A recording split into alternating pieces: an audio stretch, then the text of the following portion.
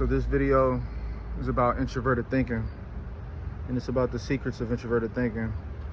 I'm gonna drop a series of videos in regard to introverted thinking, and then I'll do a series talking about the secrets of introverted feeling.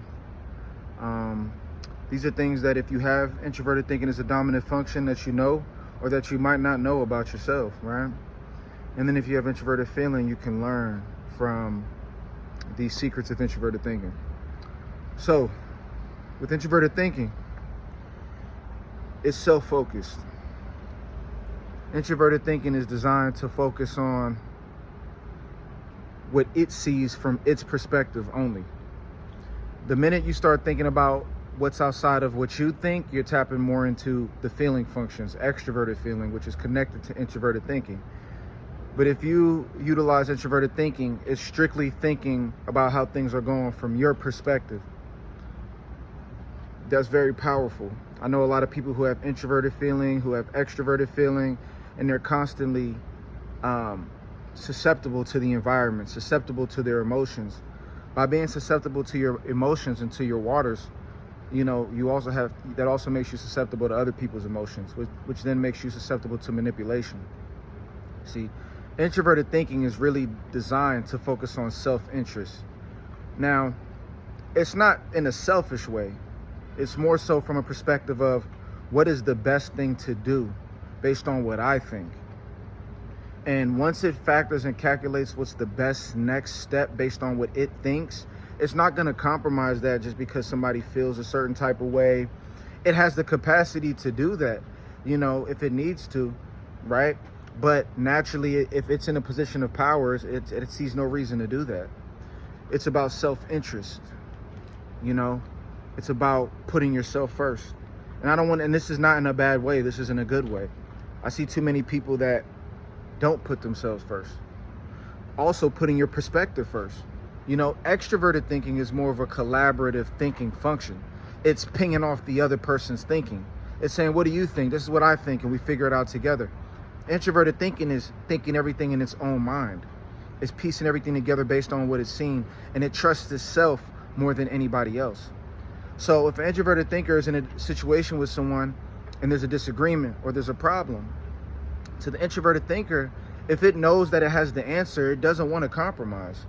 And sometimes feeling types will compromise even if it's the wrong direction to go in to make others feel good. And that's not the move. That's not how you properly move in life if you want to do the right things in life.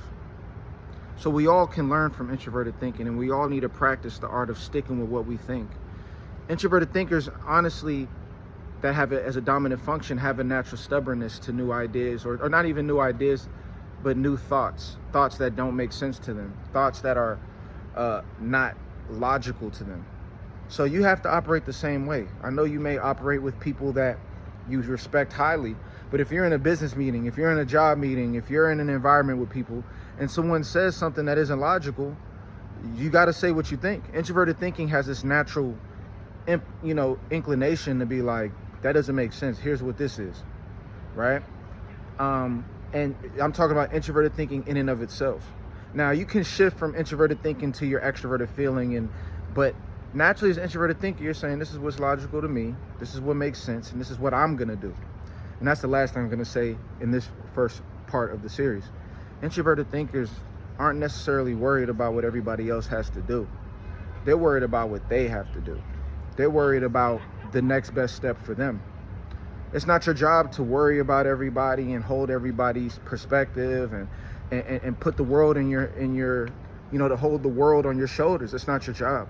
And introverted thinking is very good at depersonalizing situations and simply being logical and saying, look, this is the best next step to take. And if anybody feels some type of way about that, their feelings have nothing to do with me.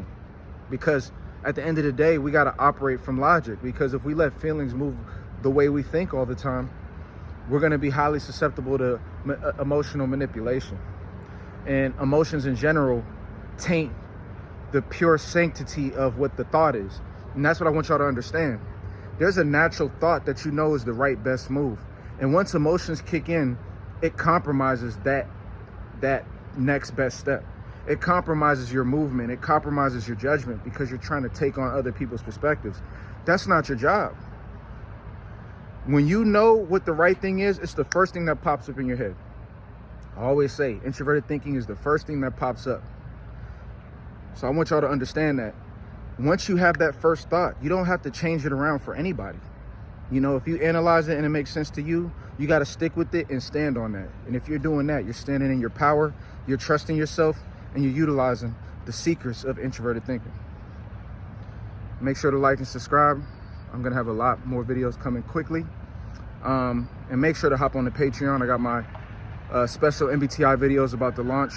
So hop on there. Also check out the narcissism information, you know, with our program, The Untethered. And that's pretty much it, man. Leave a comment. Let me know what y'all think. Peace.